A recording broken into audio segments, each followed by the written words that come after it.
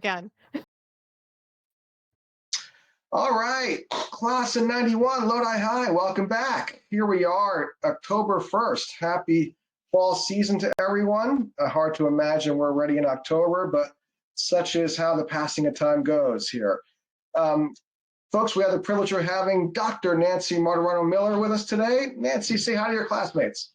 Hi, everybody. All right, joining us all the way from Ohio, yes? Yep. How long's it been for you now out there? I have been in Ohio for 20 years. Okay, 20 years. I moved That's up about the here same in time. 2002. Okay, yeah, I'm just over that here in Metro Philly. So yes, getting used to living outside our old stomping grounds there. All right, well, so we're going to roll the way we typically do. We'll do a slideshow to kind of jog the memories and get us to talk about what life has been like 30 years since our graduation. By the way, I'll have you notice, Nancy, I decided to go orange, not only because it's fall, orange. but I know your beloved Clemson is on your mind. The big game is on tap for later, yeah? Yep, 7:30, getting on ABC. Yeah, so I how don't have about to it? worry The prime about. time spot. Yeah, because we have Sling, and Sling dropped ESPN this morning. Oh, okay. Yes, so disaster averted of sorts then, huh? Disaster averted, yes. Excellent. All right, let me go ahead and get screen share ready here, and we'll take it from there. All right, look at this. Going back. How fitting to have a basketball in the hands. So what do you recall from this picture? I don't recall. I think even when I've turned that in for senior kid portraits, I don't recall anything from that picture. I assume it was like Christmas at my cousin's house, at one of my aunt's Right. houses. Since somebody probably got a basketball for Christmas and I was holding it. So Hey, well, kudos to your parents starting you out young then, I guess, huh? yeah. How about it? All right. Well, from there, remind me, elementary school for you. Where was yours? Where was your location? I was Hilltop. Hilltop. Okay. Anything notable about those days? I can't think. I can't remember anything about those days. It's all 30 a blur. years. Got it. Yeah. That's, 42 years. Yeah, that's right. I have limited memories of Hilltop because we have the gifted and talented Oh, that's right. You guys sessions used to come happening over your in the way. bus. That's right. So I always recall, the lunch scene, getting all the odd looks of, the new faces that are coming every week. Yeah, who are you strange kids that are here? Yeah, that's right. Hopefully not too much rabble rousing to be had there. So No, now I we don't think fast so. forward to TJMS, huh? Yeah, that was that 7th grade? That's 8th It grade. was 8th grade. What's funny is my daughter is 10, and Kelly will Yes. pull out yearbooks, and, she'll be like, "Why isn't your hair big like everyone else's?" Yeah, look at that. You resisted the peer pressure, at least for a little while, huh? I think I just never had the patience to grow my hair out long because my mom used to keep my hair short when I was in elementary school.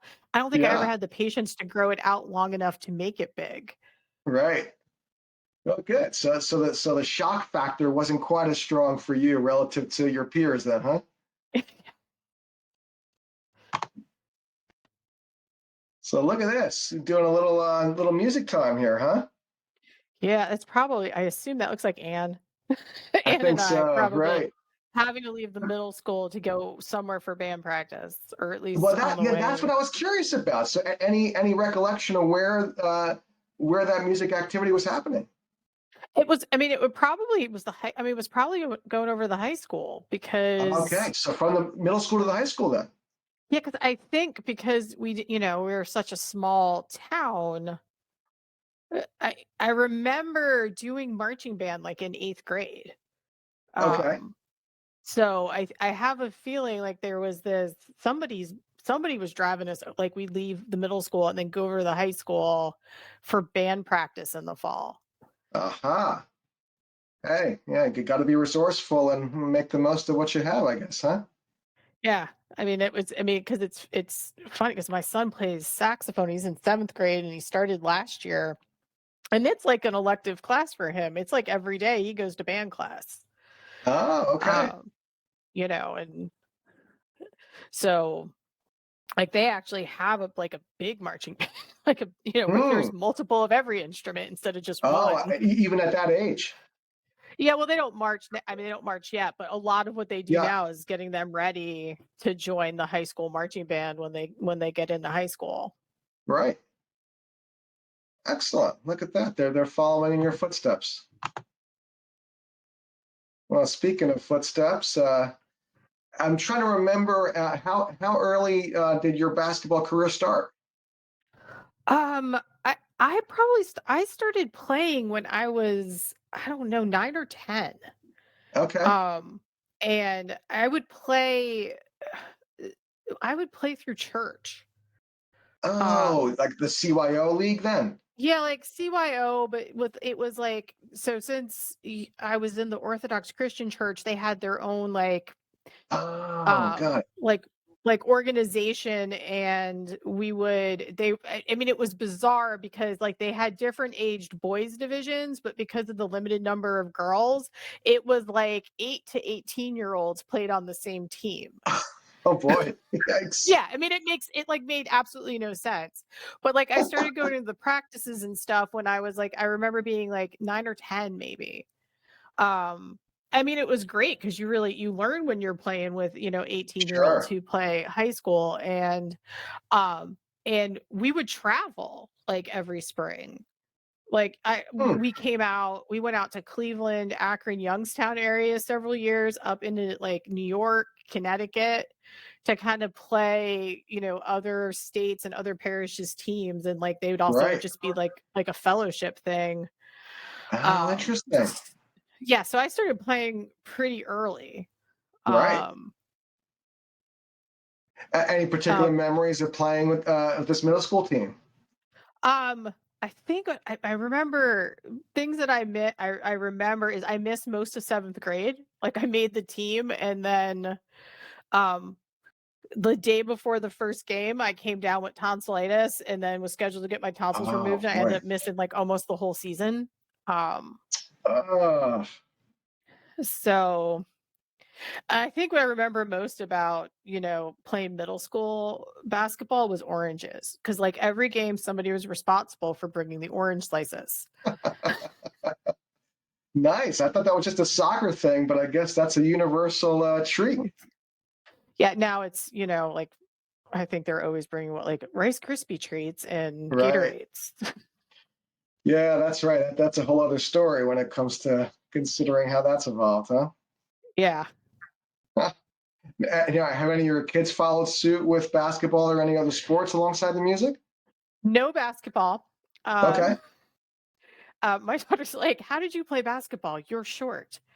I was like, "Well, my senior year, I played center, you know." And Oh she's my like, "No, you word, didn't." is that I'm like, right? "Actually, yes, yeah, because Jennifer Sager got hurt, and but, Okay. like, several people got hurt, and there were a couple of games I was literally starting at center because we just needed bodies." That's right at that Um, point. Huh. yeah, no, my son bowls a little, Okay. he hurt, but then my daughter plays, lacrosse and softball. Aha. Got it. Yeah, that's So always kind of the delicate balance when it comes to, not steering them so hard to the things that you loved. It's kind of the universal well, parenting and challenge there. we're not a basketball town.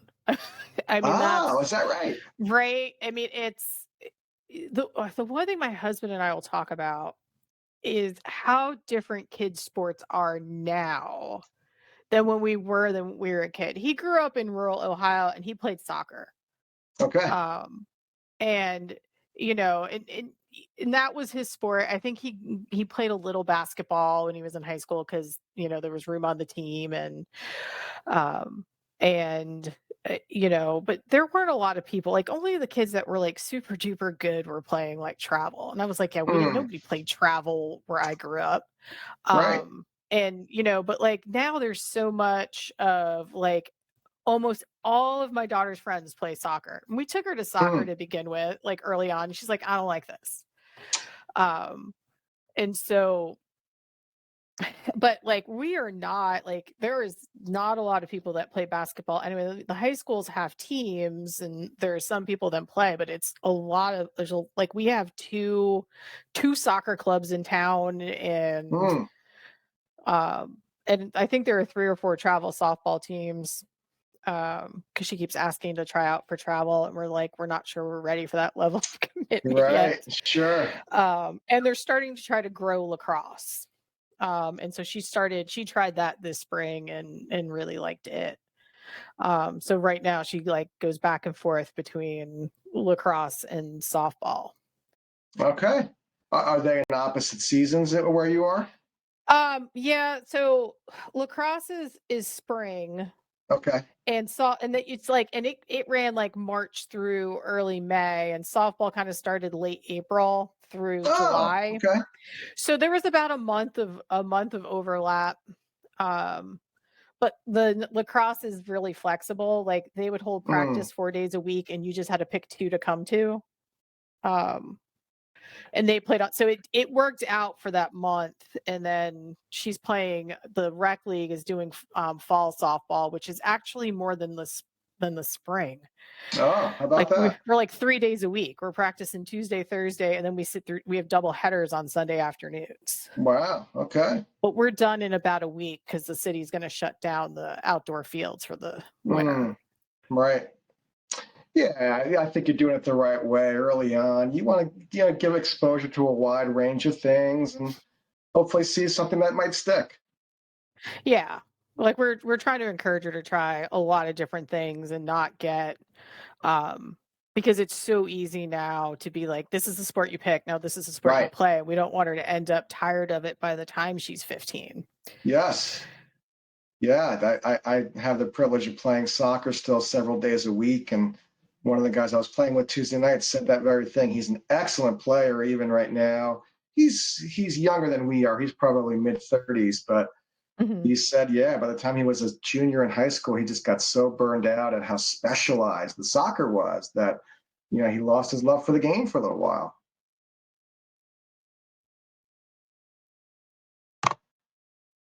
All right, so let's move on to this memory here.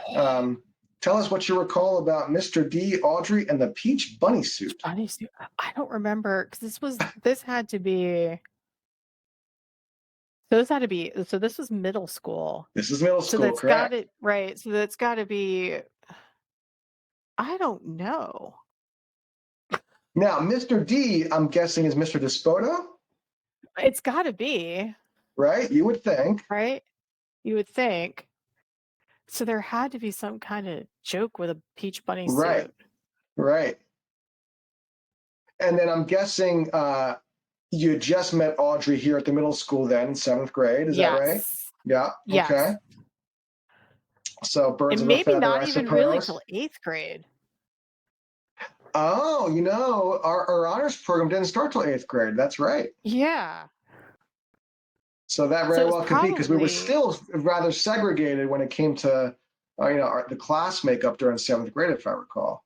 because I think I met Anne 7th grade because we were in the same pod, right? Because we were Yeah. kinda homeroomed and then podded together most of the day. Right. um, where we basically, had all of the like required classes together with your homeroom people, and then maybe some of the electives we had a little bit of mixing, but Yes. there wasn't a lot of once you were in your homeroom pod, you kind of stayed with that group of people as you moved around the building. Correct. Um, I think Anne was in there, and then it really wasn't until 8th grade when we got put into the honors program, Right. right? That crew of people became the crew of people. Right. Remained fairly steady the rest of the way. Yeah. And so no recollection of this peach bunny suit? No. No idea, huh? I Well, joke, I can't remember what I had for lunch last week, so at our yeah, age we're now. setting a high bar here, Nancy. Yeah.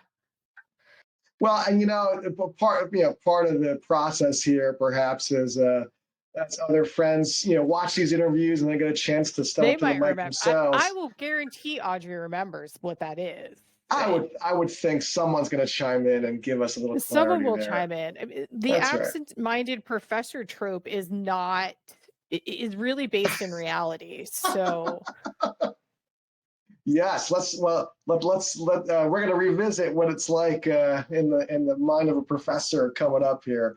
Although I did get a kick out of seeing Mr. Longo mentioned twice in this smattering of of other his he did have questions, some corny confusions. jokes. What was that? He did have some corny jokes. Yes, he did. So yeah, Melissa nailed it on that one for sure. All right, so here were your words to me leaving TJMS, going to the high school, um, cracking me up about my moaning in French In class. French I'm trying to class. picture what that was all about. I don't even remember what you were moaning about in French class.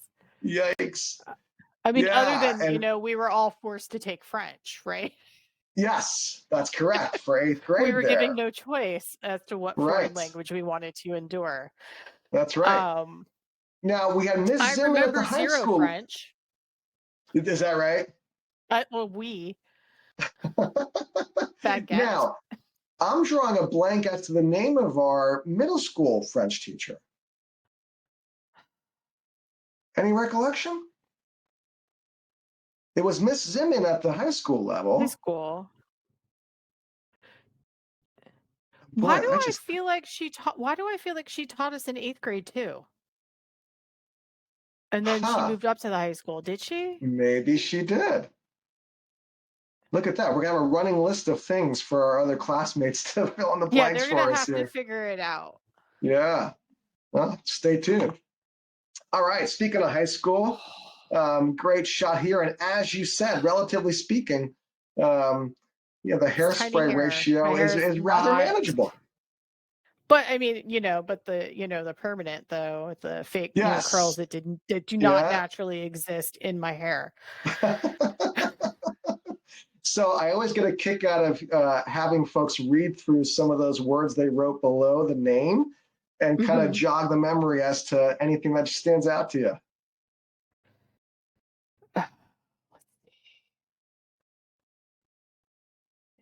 Okay, I'm just let's see. No way, no day. I can't remember what that was from.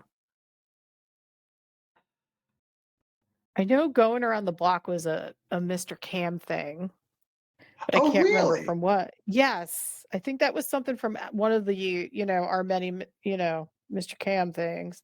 Remember Oh the my Up gosh. Club? The Up Club. Yeah. What in the world is the Up Club? I can't remember what the up stands for, but I know it was like another one of those.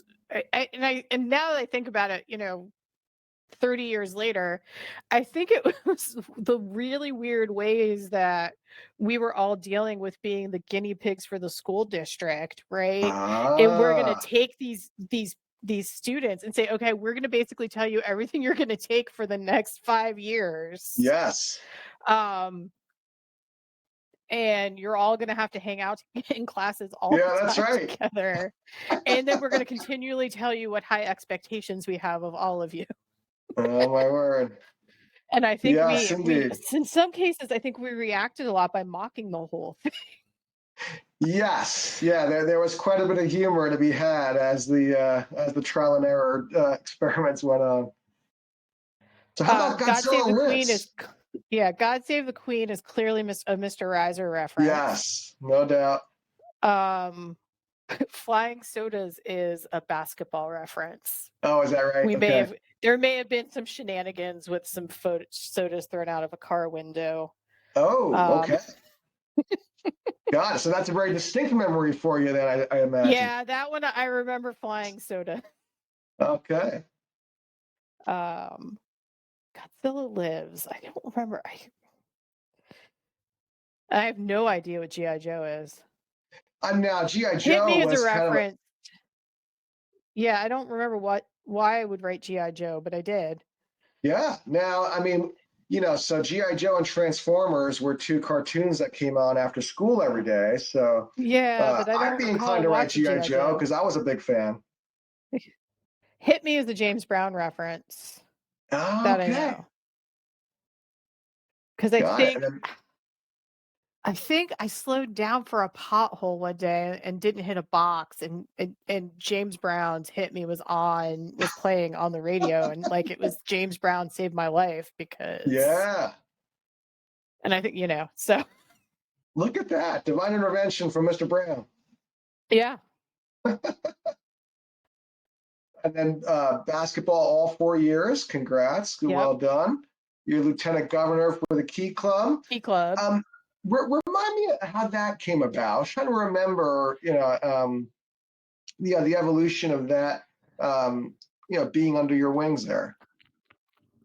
I don't I don't really remember. I Mm, mean, I know I I was in Key Club, and I yeah, think that was and I don't know if they needed a lieutenant governor from our part of the state, and I volunteered. right. I I mean, because remember lots about doing it because I got to go to Chicago once and for a national thing, and I think I got to go to yes, DC. right. I was going to say that was Um, quite the role. yeah, I had to, like, drive around, like, different I had to, like, drive around to different key clubs, like, kinda in our part of New Jersey, but Yeah, then I also occasionally had to drive, like, to Central Jersey or South Jersey because I had to go part of the responsibility was, like, going to visit other lieutenant governors' districts, sure. and then, like, twice kinda having to go to, like, the state meeting, which oddly enough was held out in the Poconos Mm, in go figure. Pennsylvania. Um, because clearly there's not any place in New Jersey you can go and do things. Surely. Yeah, no, it was a lot of work. Right. Well, in my mind, I wonder, did any of that plant a seed in terms of fostering any of the poli sci interest down the road? I think it probably did. Yeah. Um, I mean, I think I ended up in I had always kind of had an interest in government and current events in history because I think one of the things I remember being really mad about in high school was like they didn't give us the option to take an AP history. It was always like, well, you can use Mm, AP science. I'm like, I don't want to take AP. Although I will say yes. AP physics came in handy once. Okay. Um, I took astronomy to fill my science requirement as an undergrad and Right. I thought, oh cool, I'll sit here and look at a bunch of stars and move on. No, astronomy's physics. Right. Um, But, and so and I mean, when I went to college, I was like, "I'm gonna be a lawyer," and, if you're gonna be a lawyer, you major in political science. And Yeah. There you I went go. in undeclared and was back and forth between political science and history, Right. and then kind of landed on political science with a history minor, and it worked out okay. Nice. Well, and hey, goes without saying, considering having Mr. D at our, available to us in high school, all the more reason why an AP history would have been great. Yeah, Yeah, and um, as we continue going through here, well, we're back to basketball. Anything yep. notable aside from stepping into the center shoes, playing the five? Anything else notable about interactions with the girls or with Coach Billy I or mean Coach Lou, Coach I Jasmine? mean, yeah, Coach Adam was the best, right? Hmm. So and, it was I mean, that was an interesting year because I mean, I was sharing the story with my daughter the other day because she talks about wanting to play travel ball, but sometimes she gets like really she's got like my competitive gene plus her dad's competitive gene, and those two things together are just it's too much competitive. So she strikes Combustible, out huh? and she gets mad Mm, and or sometimes she's like, she's still at the age in rec where they're moving you all around and she got the other couple weeks ago, she got put in the outfield. She's playing 10U, so I get it. The outfield is like no man's land because the only time you get right. anything to catch in the outfield is if somebody in the infield misses a ball, and even that's kind of like a rare event. Hmm. I'm trying to tell her, like, if you're gonna play this, then you kinda have to learn to be a team player, and, like, yeah, you can be mad, but you have to learn to get over it, and I was telling her about, like, my senior year, how I started as a starter, and then I got benched for a handful of games because um, Coach M wanted to go with a faster team because I'll admit I was slow. Yeah, I was not built for speed. yeah, And I think it was he benched me and, I can't remember which who was playing in my place. right. He had a long talk with me before it and was real honest Okay, about it, and, I right. mean, it wasn't like didn't he explained it to me, and I was like, Sure, "Okay." right. And it was fine. I didn't, yeah, I was disappointed for a little bit, but I kind of sucked it up and kept playing. And then, I think it lasted for a few games. And then I ended up back in the starting rotation, ended up starting again because the person who was subbed in couldn't remember like where they were supposed to go for Mm, different plays. So you right, got the speed, but if you didn't know where you were supposed to go, and then, right. people got hurt. Trade-offs. Right.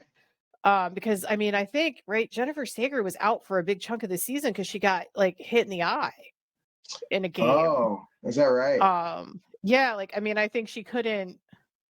I mean, I don't know if she had. I mean, it was pretty bad, like in the Mm, sense of like it was like you need to heal your eye. And mm, then we just got like we were just like really short at times, and people got sick. right. I mean, the biggest thing in there is you got Janet Glazer in there, and she and I are still really good friends. Oh, that's great. Um, so she actually lives 20 minutes from me. We don't see each Oh, other how about because we're that? all very busy, but we text Right. each other still, like when she used to live in DC. So and so we really need to like try to see each other, but I drive 65 Mm, miles away to go to work, and um, so yeah, I mean, that's probably what I kinda think about is, kind of playing on the team and, the fact that there are still, at least one person in there that I talk to all the time. right.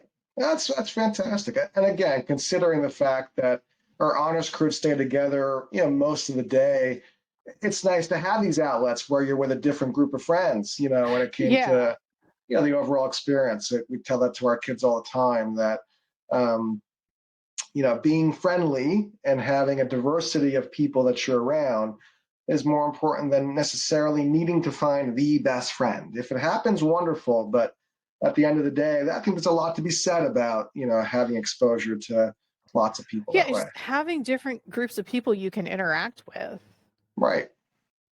um, Yeah, because we absolutely. didn't get a lot of that as our Right. choices were I mean, I really think about it, our choices were really limited. Right. Yes. And thankfully the group got along well, but you're right. I mean, there's still something to be said about mixing it up that way. And speaking of which, good old math team here. Uh, yeah, that's quite a motley crew going on there. Yeah. And I always try to remember the math team versus the math league coming up here. I think if I I remember don't know right, what the difference one of them involved going places and solving math problems for points. And I yes, gotta say it was probably that one must have been the smaller group of people. that would be my assumption as well. So I gather this math league then did more stuff in school than we did on the road, I Yeah, suppose. that we Right. did on the road. So I do remember going to, like, neighboring towns to Yeah, fill out to Becton solve and to solve math problems. right. And they were not for the faint of heart, but yeah, then again, mixing it up. So priceless face here. Any recollection of what was going? I have no idea. I don't know who was taking the picture. Man, Apparently I was Nancy bringing annoyed the to stare have down game to a whole new I was level. apparently I was like, "Really? I had to have been like, "Really? We're taking a picture again?" And I gather that's Rebecca in the middle, and then I Audrey think it covering her might be. face. Yeah, that looks like Audrey. I mean, they mention her, so it must be Right, her. right. Um, Go figure. Well, then again, we had Maria, Beth, and Ann on the yearbook editing crew, so yeah. The And I can't pictures remember were who was plentiful taking to choose from. pictures. And here you go, the gang in the cafeteria. Hanging out in the cafeteria. Yeah. See, Yeah. I mean, what I remember the most about the cafeteria is Janet Glazer's mom worked in the cafeteria um, and going through and she would tell you what not to have for lunch. You'd see her and she'd do it to they said, "I'll take," she's like, and she'll just shake her head, "No." oh my Because word. she would let you know whatever they had concocted using whatever old Right. leftovers. Yeah, not so subtle hints of the leftover game, Yeah, huh? like, she's like, "You don't want that." um, were your kids old enough to jump on the Stranger Things bandwagon? My son has no interest in it, my daughter wants to watch it, and I've been watching it Yeah. now because she wanted to watch it, and I was like I started to watch a couple episodes, I'm like, "No, you gotta wait a couple of years before you can watch Yeah. Stranger Things." Yes. Yeah. As great as this last season was, it definitely was intense. So yeah, kudos Yeah, to I you haven't to. seen the last I'm only, like, am I at the end of season 2, beginning of season 3, maybe? Aha, there you go. Yeah, I didn't get on the between bandwagon when it was cool, I'm just now right. catching up. Yeah, well, I mentioned that because between that series and then the Goldbergs, you got a lot of They great watched the fodder Goldbergs. in terms of revisiting the lunch, the cafeteria scene back in the 80s. They do watch the Goldbergs and think it's Yeah, hysterical. yeah, yeah. You may not be aware, the family grew up literally next town over from where I am here in Metro Philly. So Mhm. we get a kick out of thinking through some of those dynamics. All right, so this one came out a little blurry, but the concept of cross multiplication with sheep and other Oh, that's pearls of definitely wisdom. Mr. Cam. That is a Mr. Cam class Yeah. thing because he was what a ton of random pearls of wisdom. Usually Murphy's Law kind of Yes. based wisdom. But yes, I do I don't know what the context was. He would talk about cross multiplication of sheep, um Oh, but, funny. I mean, Yeah.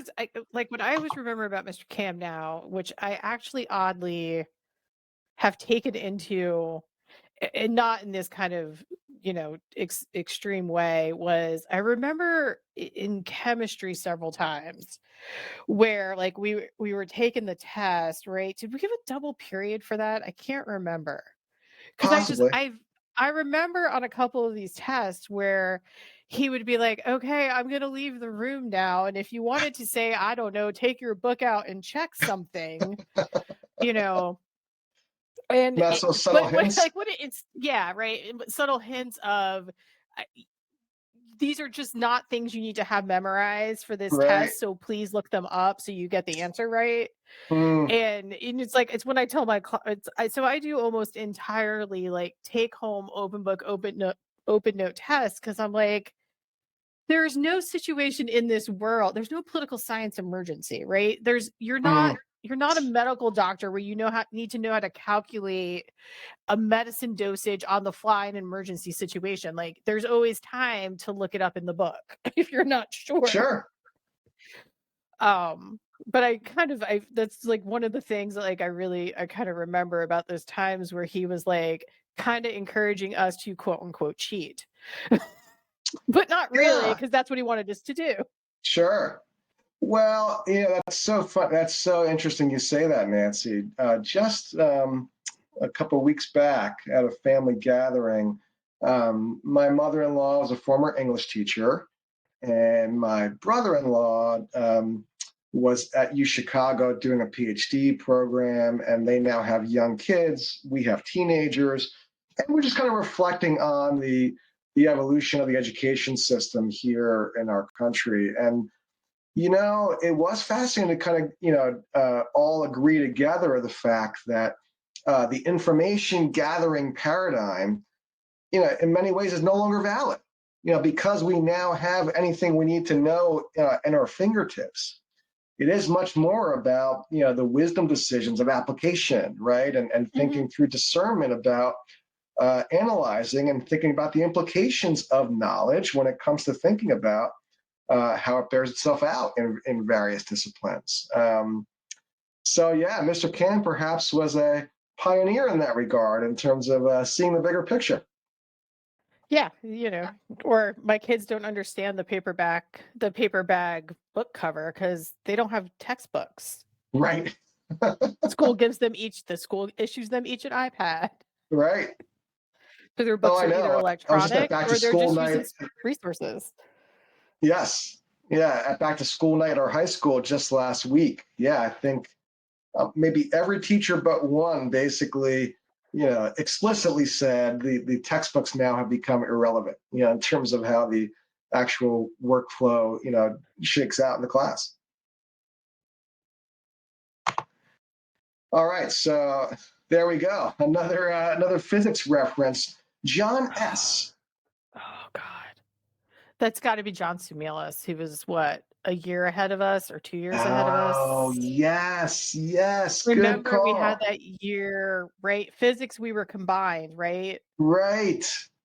Or they let because, right, when we hit physics or was it advanced physics that we were Here's or what I'm AP physics remembering, or whatever it Nancy. was.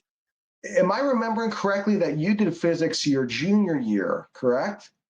Yes, and then I did right because it was junior year we got to choose. They gave us a choice between physics and biology. Yes. And then they threw in because then or physics and AP bio because we all had to take bio because that was probably a Right. state requirement. But there was one point we were allowed to choose between physics and something else. And I don't know what that something else was. And then I think people had to choose between AP bio and then they threw in AP physics. And I did AP physics too.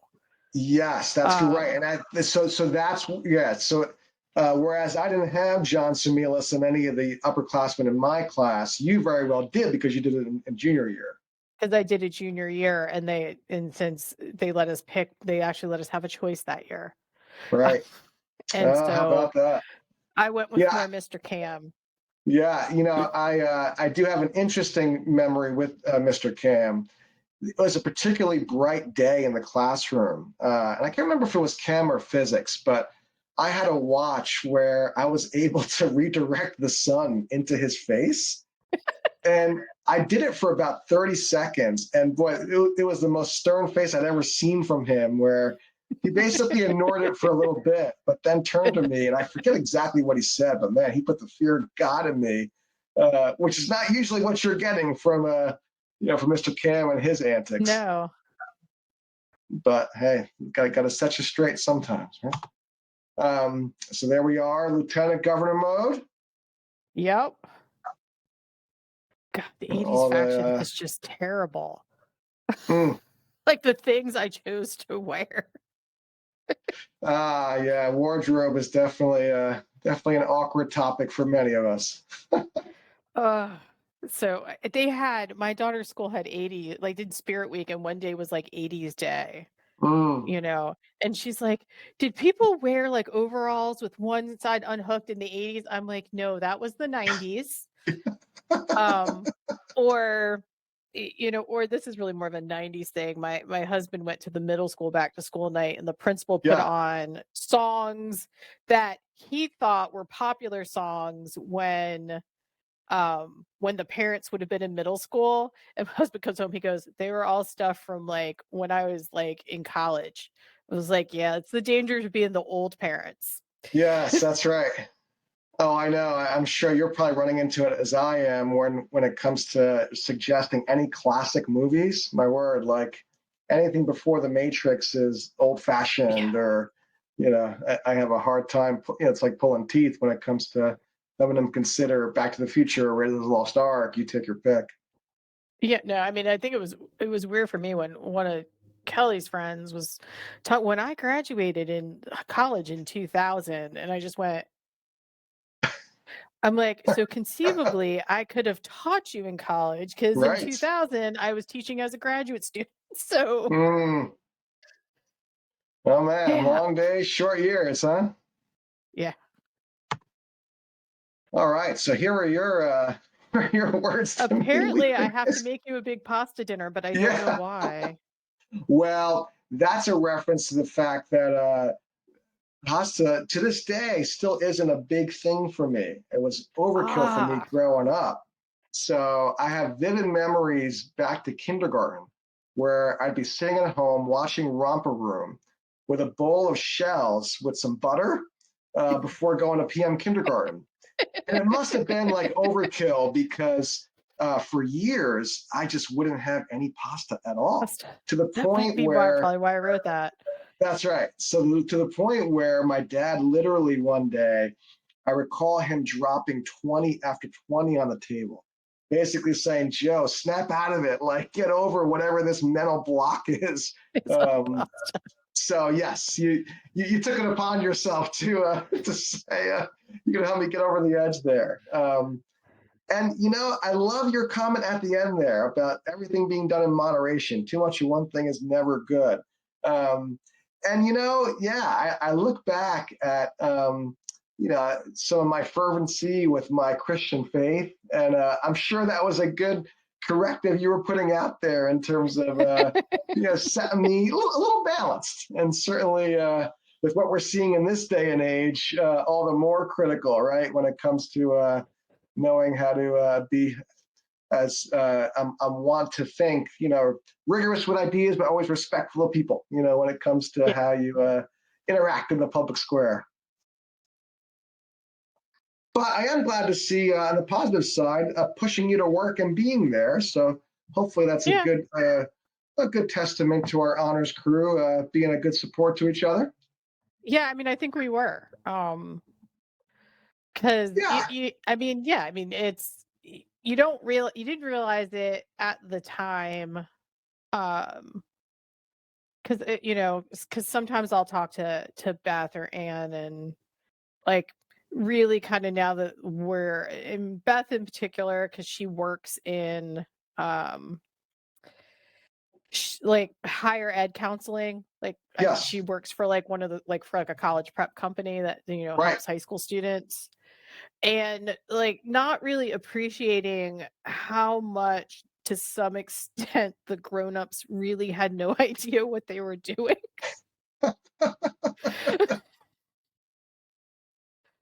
Um, Going, "We think we'll do this, and we'll see how it works out." Right. Yeah. A lot of trial and error that way. Yeah. And all of the things that, all of the bumps in the road and um because I remember the big stink that happened when I refused to take the AP exams. Like, guidance Oh, really? counselors were mad at me because I was like, "I'm not taking any of these AP exams because I don't feel prepared for them, I'm not gonna waste money." And so I never took any of the AP exams. Is I that don't know how they right? worked out for the rest of you. I don't know if you guys Yeah. got any college credit or not. Yeah. Well, I in have my now graded case, AP exams. interesting.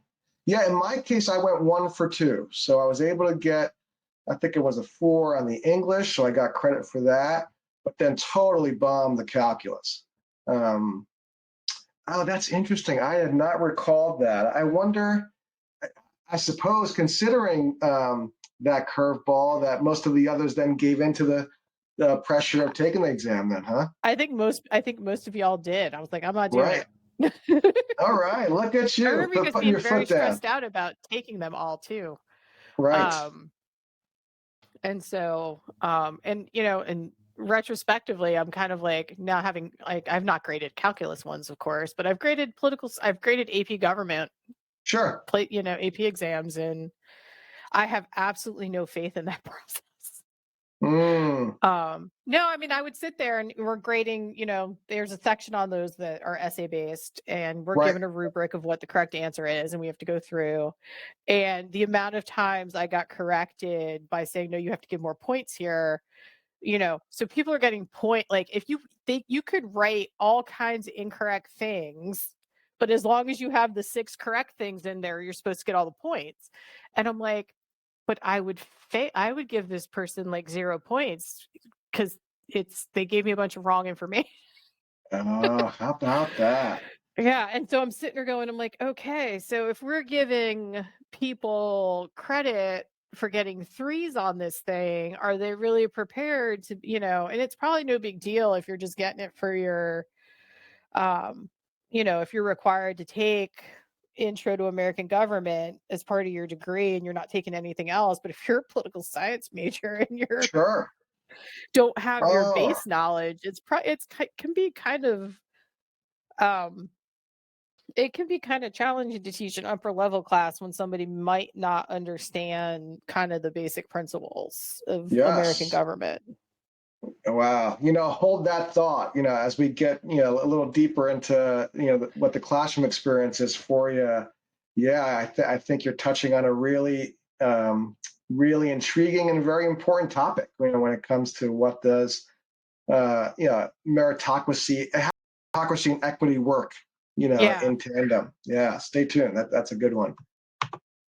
All right. So speaking of the honors crew, do you remember this occasion? I think I don't know how many, this was after we were all in college at the time, and it was That's correct. one of the occasion. I don't remember how many years out we were. I don't know if it was Right. 1 or 2 years out, and we all happened to be back. I don't. It had to be either Christmas or Thanksgiving since it looks like Right. winter.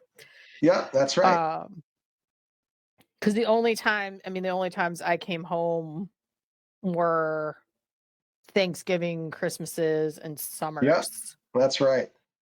Yeah, I don't remember the diner, but it was on Essex Street.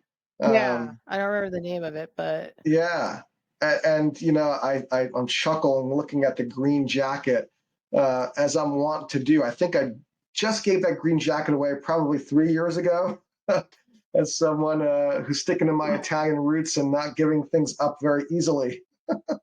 well, mine probably got waylaid sometime after I graduated since, I moved to a place where I didn't need a winter coat for 6 Yes. years. Well, and Um, that's a good segue. So tell us about, kind of take us through your journey going down to Clemson and then making your way up to Ohio.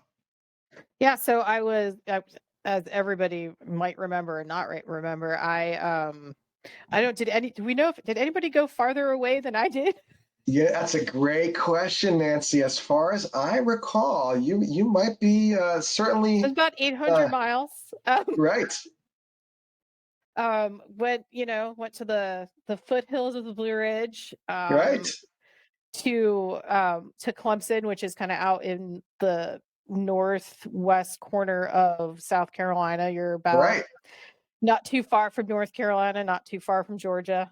right, And didn't know, what's really, I didn't know anybody, but right. oddly enough, the New Jersey represented like the fourth most represented state at Clemson.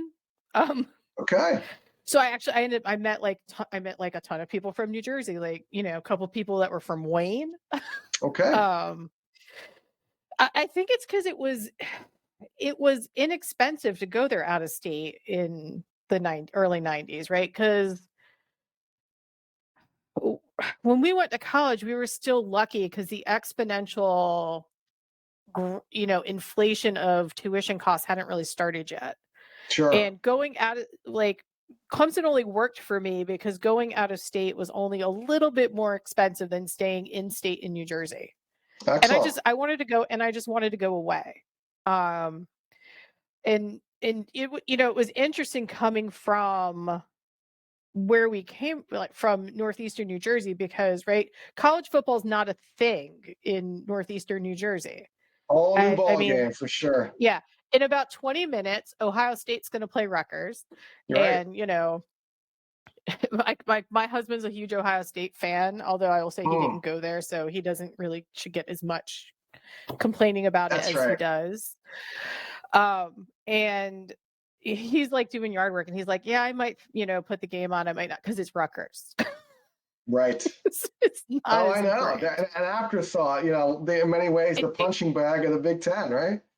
yeah, it was all basketball, right? Well, that and like I'm still trying to figure out conference realignments because I'm like Rutgers and Maryland don't even belong into like the Big Ten, right?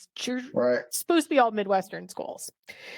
Um, and so like I'm getting used to like we're all going to the football game. It's Clemson's what converted me into the football fan that I am now. because I'm like, Clemson's like, oh, cool, I can go watch ACC basketball, right? And I go to the football school in the ACC. Um, but I mean, on the flip side of that, though, I got to see Bobby Hurley play. Right. Um, I saw Tim Duncan play. Ooh, how about it? Um, so and I mean, I saw anybody who was on any of those ACC teams. Right. It's my friends and I would get there early, and sometimes we sit on the bleachers and heckle. Um, You were all in, Nancy. yeah, so I mean, it was so I still got to go. I mean, it wasn't like I got used to, watching a losing basketball team, but and then and also got used to watching a kind of crummy football team because Clemson was not that good in the Right. 90s. And they were Yeah, still they pretty decent my freshman year, and then they really weren't that good. Um, until well after I graduated. yeah. And I majored in political science. Thought I was going to go to law school until my junior year, and then realized I don't want to be a lawyer. I Mm, had friends that were, graduating and going to law school, and they'd come back to campus and talk about what being in law school is like, and it sounded awful. um, and so I like so then I was already too deep into political science to change majors. Plus I liked it, so I didn't want to change, and I started going through my merry-go-round of minors. Ended up in history, but I had a really good faculty member in political science who I took a lot of their classes, and a couple of them were like, and I did Model UN, mm, um, excellent. which was always funny because like we'd like go up to New York City every year, and because they'd have a big Model UN thing there, and everybody was always like, "You got to show us where to go." And I'm like, "Dude, I never hung out in this city because it was a pain in the butt to get to the city. Like, I don't Yeah, know why you thought right. like I'd hang out here all the time. When Right. you're in Jersey, you have everything you need, and That's it's right. really hard to get in and out." Right. As if you were in the city every weekend or something. Yeah, I was like, "I don't know where to go." Um, but like when it snowed in Clemson, I was always the one that got sent out on the beer run because I knew how to drive in the snow. With my friends, and they used to make me walk around and say things like water and draw, because as you can tell, I don't have a New Jersey accent anymore. Right. Um, living in the South and then the Midwest for 20 plus years, I have a really weird accent that no one can place. Right. You've been immunized, Um, huh? yeah, but they would make me walk around at parties and say things that were very Jersey. Uh, Chocolate. yeah, like all the hard O's Mm, um and so he goes, "Well, what do you like about Model UN?" I said, "Well, I mean, I kind of like because I had gotten pretty involved in that, in running our club and helping to, train newer members. And like there would be these regional conferences and where I was where at one point I was like doing background research and like setting up what the simulated committee was going to be that some groups from other colleges were going to. And what I came to realize is I like researching weird, like just kind of esoteric things, um, mm, and I liked teaching. And so they said, "Well, have you thought about going to grad school and getting a PhD?" Because no one, unless you have a parent or a close family member that's an academic, no one thinks about that as a job, sure. right? Um, and I was like, "Oh, well, that might be something." And I was like, "All right, I guess I'll think about that." And that's kind of what I decided to do. It was a little scary because I graduated in December of '95, so Yeah. I took an extra semester because Yeah. another football season was fun. All right. There you go. And it isn't like today where you have to have all your graduate school material, like all your applications in during fall semester, and you tend to find out before. I hadn't submitted a single application when I graduated. Okay. So, because they weren't due yet, so I didn't know. So I kind of threw them all in, and it was the '90s, so I was checking groceries, Mm, and staying in my apartment in Clemson because it's not, you know, I talk to students today and they don't realize that just that time it wasn't the internet was new, email was kind of new. right. So Just like I was starting like, up. I gotta stay down here because I have to be able to go to the registrar's office and get transcripts. And I've got to be able to hunt down faculty to make sure they write my recommendation letter on time. Mm, Um, and I was actually in so many ways clueless and everything just kind of worked out okay. I had largely like, I'm not going back up where it's cold. So I'm like, I'm gonna pick all of these places that are like in the South. So like I had applied to like Georgia and Louisiana State and Florida State. Um I applied to Oklahoma only because they had like this really cool congressional thing because I was gonna study Congress. mm, Um and Rice. Because I right. was also kicking around studying Southern politics. Um, and how I made my decision was I went to the school that gave me the most money, There you go. which, it's kind of it's good because you don't a social scientist academic does not get paid tons of money, so you don't want to Sure. be like $200,000 in debt. Very practical of you. And yeah, and Rice it was a smaller program. They had just lured this Southern politics guy over there, and they were looking for people to, work with him.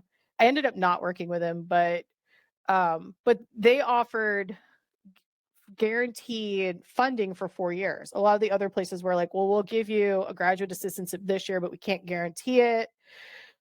Rice flew me out to kind of for a visit. I'm like, "Well, I guess I'll just come here. I'll just move to Houston. It's fine." Nice. Um, so I lived the life of a poor graduate student while all my friends were, getting married, having babies, buying houses. Right. They're calling me like, "Hey, we're going to Mexico for vacation." I'm like, "No, because I make $9,000 a year. I can't afford Right. to go to Mexico." On the Um, ramen plan. I'm on the ramen plan. I mean, the nice thing about Houston, though, at the time, Houston is an incredibly cheap city to live in. If you're living in like, if you find a place, um, you can kind of function. It wasn't like because I was a little concerned about moving to like the fourth largest city in the United States and having to live Sure. on a graduate stipend. And there were a lot. I mean, we had ways to make extra money. Like you could pick up classes at community colleges, and that $9,000 was meant to cover you from August to like May, and then faculty always had grants, so I always picked up like some extra cash, but at most you're making like 16,000 $16,000.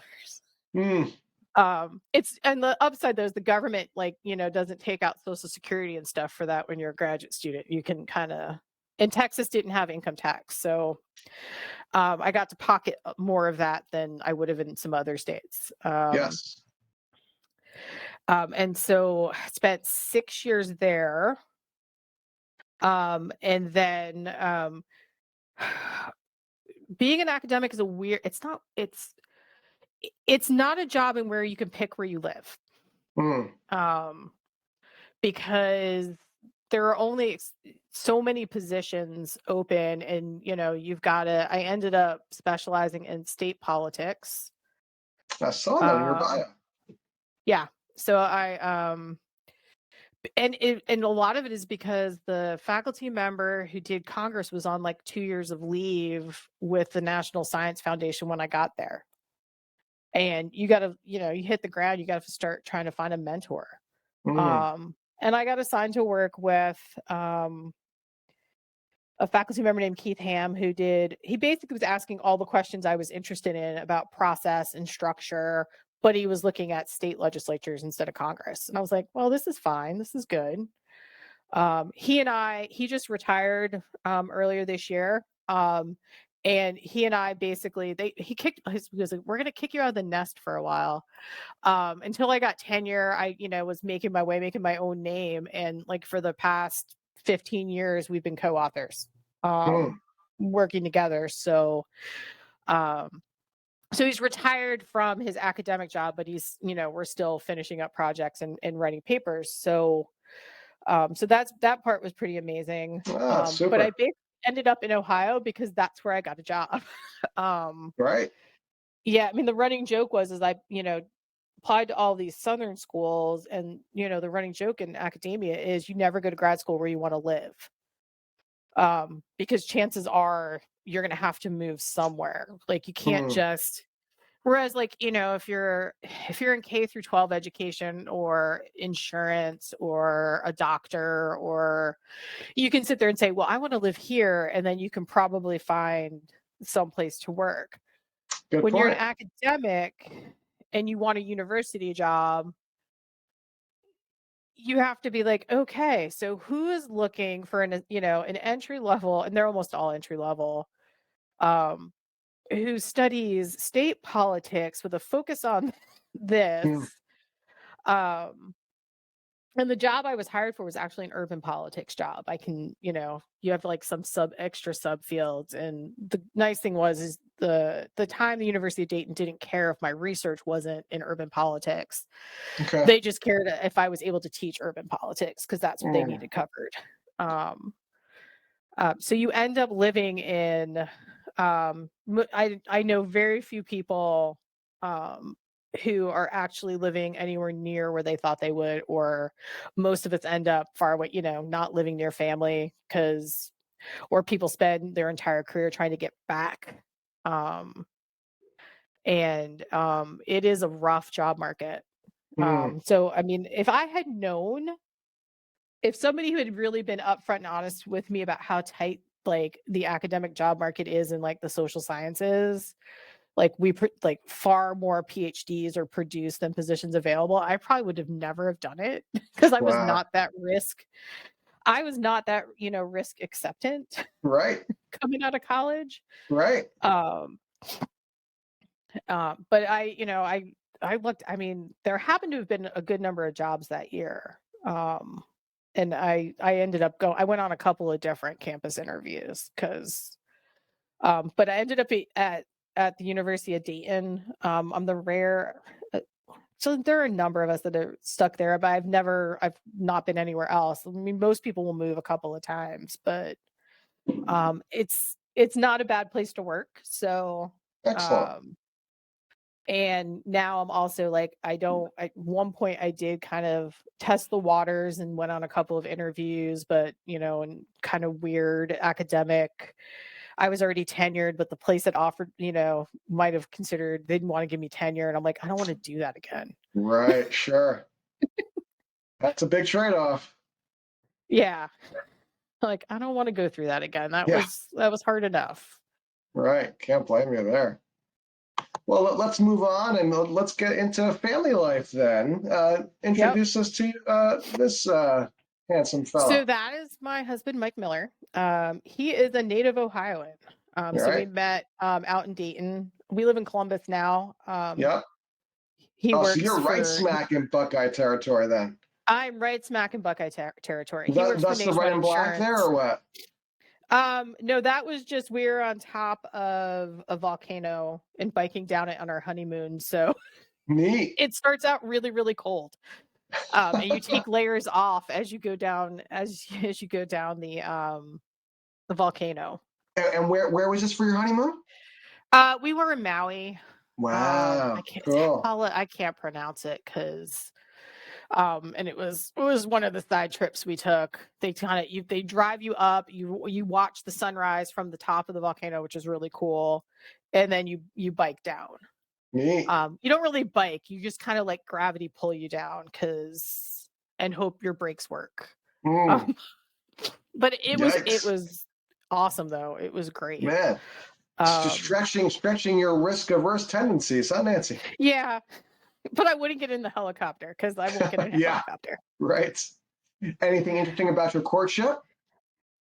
Um, there's anything really interesting about it. It was because I guess it was about 4 years after I moved to the Dayton area. Yeah. And he had only recently moved out to the Dayton area when we met. So it's kind of just like met in a coffee shop and hit it off. And All right. um we have a lot of shared. I mean, he's a big college football fan too, and he's generally just a sports guy. he was, even though he's in insurance now, he was a broadcast communications major, and at one point, had pondered, working at like ESPN and stuff. And Uh-huh. so he's got, he had gone to Westminster College, which is outside of Pittsburgh. Yes. Um, and so we always had just like a lot to like just hit it off. So All and right. when you're And in what your kind? mid 30s, Yeah. when you're in your mid 30s, you kind of know what you want. So Right. Yes. um Okay. A little more cut to the chase. yeah, you're not like messing around. You tell pretty quickly whether or not this is somebody you gel with or somebody you don't gel Right. with. Yeah. So and we ended up, Nationwide, because Nationwide had him in an office there, and then Nationwide decided everybody has to come to Columbus, and that's kind of how we ended up in Columbus. All right. I sometimes joke that like oddly Clemson has a department chair opening, and I was joking this year that I was going to apply for that just because he needs Oh to have boy. his turn, having to be Right. the Buckeye living around Clemson people. That's right. Um, because it is sometimes a little rough here after Yes. recent games. We don't particularly like we'll give each other a lot of grief about each other's teams, but we don't like it when our teams actually have to play one another. Yeah. Um, because then somebody's team really has to lose, and although my team still has the advantage, we have won more than we have lost. Yes. But Yes, people around indeed. town can kind of be. I have gotten like people have said things to me in the grocery store. Um, As you're wearing your swag proudly. Yes, I wear my swag proudly. 9 times out of 10, if I simply say I'm an alum, that usually, Right. because they get it, right? An Ohio State alum will get if you tell them Right. you're like, I'm not just walking around town in this to just be a goober. Right. Like I have a reason. I mean, Yes. That's right. A legit reason to wear it proudly. yep. And speaking of which, That is my college crew from all right. about what year did we do that? It's pre-pandemic, so it might have been 2019. After about a decade of not seeing each other, we all managed to go down and see a game, which Neat. was pretty neat. Um, so I teach seniors at UD. I teach our senior capstone class, Yeah. and I always tell them that this is the year you really take the time to spend it with your friends or just do random things, because you're going to leave here and it's going to become so much harder to do those things, that it's going to take, because we're trying now that, the pandemic's dying down, we're trying to like get together again. And it's like, well, I can do it. And I'm like, no, like October is like really horrible for me. Like maybe spring. Mm, But it takes so many more steps to start trying to find when everybody is free and making the arrangements. It's not like, when you're a senior in college and you text your friend, you guys busy? right. And you're living 2 blocks from each other, and you're off. So I always tell them you really should just, stop and take the time to appreciate that stuff Yes. and not stress too much about what the next thing is. That's right. Every season of life has its highs and lows that way. Well said. All right. Look at this cute crew, huh? Yep, and that is from it's probably maybe last year or the year before. So that's Kelly down in the bottom, Aiden in the middle, Mike up top. I Yeah. think we were probably out on one of our pandemic strolls. Right. Since there was that point in time when you couldn't do anything but walk around your neighborhood. Well, and you may very well be rocking the same sweatshirt you're wearing today. Probably. I think so. Although, I mean, Yeah. every sweatshirt I own says Clemson, and I'm trying to diversify, like with Yeah. maybe Right. things that are just colors. Right. And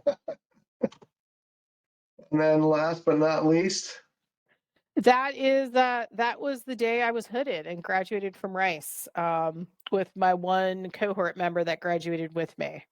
love it. We started as 6, and finished as 3 of us graduated. Kelly, didn't graduate until the year after we did. She needed an extra year to get finished, since it's fluid. So that's my friend Stacy.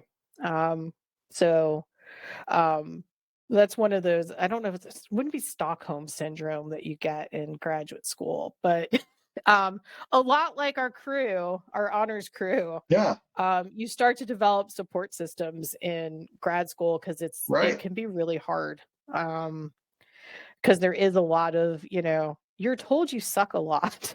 Um, Mm, even as a even at even 20 years later, you have to have a thick skin if you're sending your work out and it's being reviewed anonymously. And we all have jokes about usually you get like three people will review your article before they publish it, and reviewer mm. number two is always Simon Cowell, who doesn't like anything. um The airing of you know grievances will commence, huh? Yeah, I mean, and it's not just, right, you do the anonymous peer review and people will be pretty mean there, but you go to conferences and there are people who'll be pretty mean to you right to your face Mm, and tell you this is how this is where I think your yeah. stuff is bad. Um, Right. Yeah. It has me so thinking about the coddling of the American mind book, in terms of, yeah, what it looks like to develop that thick skin, as you said. yeah, I'll have students that'll think about, not too many of our students will go on to get PhDs. And when they ask me about it, I'm like, how do you react when somebody tells you you're not good? Because Mm, no matter what you do, and I've also had a lot of really great mentors that would focus on the strengths and help develop me, so it isn't like all cutthroat. But mm, you'll go to a conference and there'll be people in the room who think it makes them look good to make you look bad. So mm, they're gonna say mean things. And sometimes, and what I try to always do is I'm like, I'm going to tell you where this can be improved, but I'll also tell you where it's good. And try to couch things in ways that are like, this should help you make it better. mm. And there are a lot of people who are like that. But there are also a lot of people who just like to say mean things. And if you can't take Yikes. that, you don't want to be an academic. Right. Um, Right. I had so many people when we were graduating college going, "Oh, that'll be so great. You're going to be a professor." Because when you decide to have kids, it's going to be so flat, right? Because all you see is right, like when you're in college, you see the professors you're taking classes with. You're like, oh, well, they come in and teach classes 3 days a week. It took a long time for me to explain to people that I didn't just work like 9 hours a week. Right. Right? I'm not yeah, I taught 3 days a week and it was 1 hour per class. I'm like, but there's, like, I don't know, 10 hours of work for each class, for maybe each class that goes into that. And then I gotta get this research done. Then I go to these 5 meetings. Like, I'm working like 70 hours a week, but I get to pick Sure. my 70. Right. Yeah, Um, that's right. that there's Yeah. a lot more work involved in it than I think people realize, and they think it's like, "Oh, you have summers off?" I'm like, No. Right.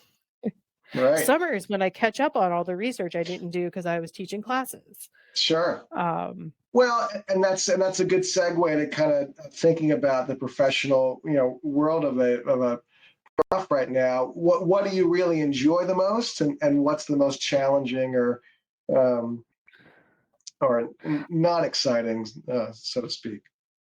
um, what I enjoy the most about it is working with students. Mm, I When I was considering moving to a different university, I was thinking about moving up to a place that would have me teaching a little less, to have more time to do research.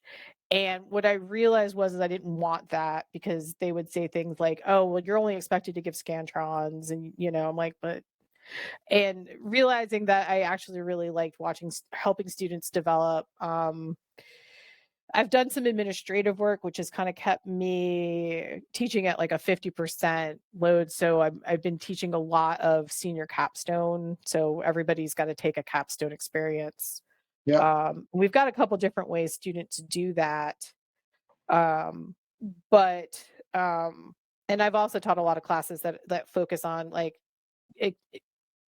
giving students an introduction as to how political science does research, how it generates knowledge, because what you read in a textbook is the accumulation of a whole bunch of research. And while we know they're not going to be political scientists, they should know how their discipline comes up with new ideas and answers questions.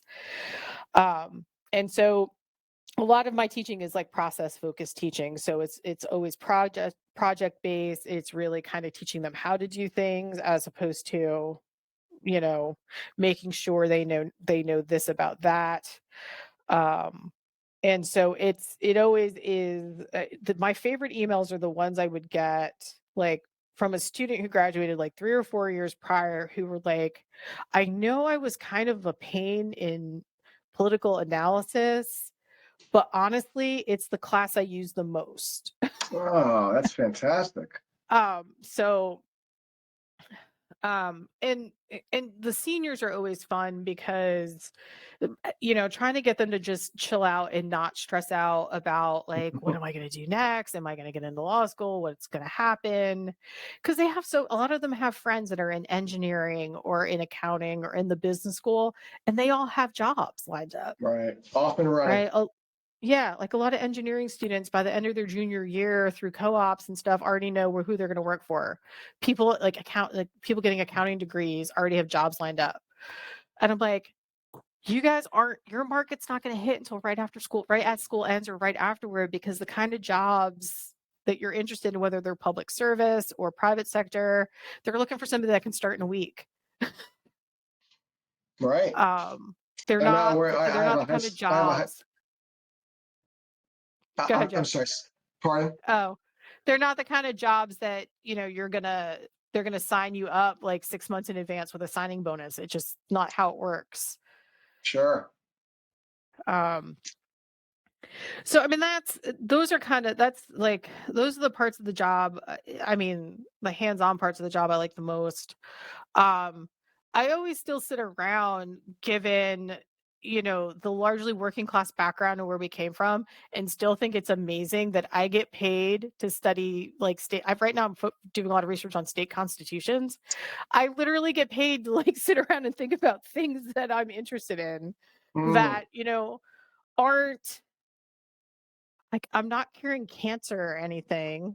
Um, but I mean, at some point, I mean, this is a project we've been working on for like over a decade, but now those documents are becoming like really a lot more important in terms of like voting rights, and to kind of be able to say like, well, I understand where some of this comes from. And sometimes, and I've gotten to do like lots of really cool things. Like, if you had asked 18-year-old me, would you be giving a keynote address at a conference at the University of Oxford in England, I would have laughed. And I did that. I saw that in the bio. That was fantastic. So I've gotten to do all kinds of like really cool things I don't think I ever imagined I would get to do. Mm. Um, and it's kind of like a weird thing. Um, and so things I don't like grading. God, I Mm. hate grading. Um, I wish there was Not a able to way to outsource like. it, a lot of that. No, I mean, UD is a small place. We don't have I don't have TAs or GAs to Right. outsource that stuff to. So I do Mm. all my own thing. Um, and I like to do, and I assign a lot of essay-based stuff. Although now I do a lot of short, like, I don't make anybody write 20-page papers because Mm. they're not helpful. Because we do a lot of we have like an extensive network in DC now. We take students out there every year to to network with our alums about jobs and what they look for. So Neat. I focus a lot on skills, and it's always concise writing, right? Like, they really want you to be able to take huge amounts of information and condense it into 3 pages. Yeah. So writing a 20-page paper is not helpful. Um, so that's why I dislike grading, because in order for it to be effective for them, it just involves me making a lot of comments, making them redo it, making more comments. Right. I don't like the grading part. Other parts I don't. It's the political climate today makes it hard sometimes to teach political science. I was curious about that. Um, Not so much. I mean, what I'll say about our majors, um, eh, they're not as eh, they're much more open to hearing other ideas from other classmates. You would, I think if you look at how the political climate is, you would really expect that, like, if you had a bunch of, political science majors that that said they were Democrats and ones that said they were Republicans, they'd constantly be fighting in class. They're actually all friends, most of the time. Because they're the kids that are really interested in politics, and so they like sitting around and actually debating about the specifics of the policy, right? So they know they disagree on policy and who would be the best, the best people sitting in elected office. But they'll work together on get out the vote drives. They'll work together on candidate forums. Where you really, I teach a class that will fulfill my state politics class fulfills a general education requirement, and in there I'll get a wide mix of majors, and that's where I'll encounter some students that like will get that are very just you can't tell me. I will not like I cannot handle it if you're telling me information that doesn't jive with my worldview. Hmm. Um, and um, and so sometimes it's, it is kind of it can be difficult because you're trying to figure out how do you approach the subject with like respecting that they have a point of view and also trying to see if you can like get them to understand that it's okay to disagree with the person sitting next to you. If they don't agree, it doesn't mean that they're kind of like fundamentally bad people. That's right. Right, because that's the problem we've moved into is, like, if you don't share Yes. my political views, you're a fundamentally bad person, Right. as opposed to just, "We don't agree on this, so we'll just talk about the thing we agree on." Yes. Um, and that becomes, but that's kind of the part of the job I don't like. I don't do I have colleagues that do more of this, media. Um, I don't mind talking to like, newspapers, Yeah. Or local v news. Yeah. or local news, and I mean, I've done some public facing stuff where there's this like, I've written for this website called The Conversation that our university has a thing with, where they have academics, like, write things in general audience format. Um, I think they get mad at me because I won't engage with the comments, but I'm like, I don't wanna Hmm. sit here and have debates because that's when you tend to get Oh, the internet sure. trolls out. Um, so, um, I mean, some of the media stuff's been fun. Like I talked to Jim Parsons for like half an hour once. Yes. Um, because he had an XM radio show and like I'm like, Hmm. how did you even call me of all people, right? Like, oh, I we did was a Google wondering. search. So he sought you Google out. search. How about it? Yeah. Huh. Um, and I mean, so that was kind of fun. Right. And like because that one was fun because it was really very much focused on not really on politics, it was just more on like why you should care about this stuff. So it was Hmm. much more about like what local government does. Okay.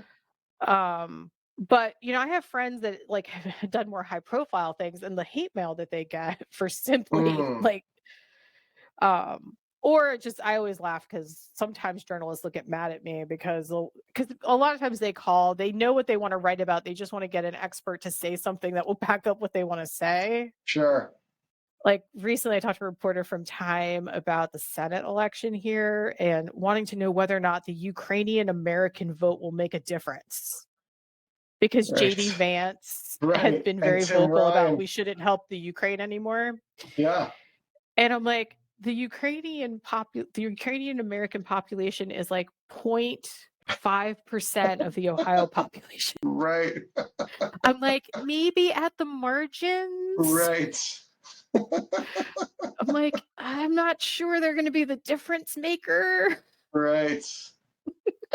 Yeah, we might be shoehorning an ancillary Yeah. issue into the equation Or they'll here. be like, who's gonna win? I'm like, whoever gets the most voters to vote. Hmm. Master That's of when the they get annoyed. obvious. I won't make predictions, right? I'm like, whoever gets the most votes to come out. All right. Um, so those are kind of the silly things that Yes. kind of come up. Goes with the Um, territory. yeah, I think there's a really good chance I'll be department chair here in a year. I'm not super excited about Oh that boy. job because it is a lot of Right. and there's a lot Extra. of change going on in higher education, in terms of there aren't as many 18 to 24-year-olds to go around, inflation coming out of COVID, and so, we're in a cost-cutting phase, Right. which always just kind of and all kinds of weird proposals are coming down for how we're gonna do that, and Mm, most of it right. involves extra work for department chairs, so Right. Nature of the beast. yep. Well, so hey, to kind of bring it on the on our descent to final landing here, give us a quick kind of contrast of marriage and parenting with what you had growing up versus what it's like for you on this end now. Um,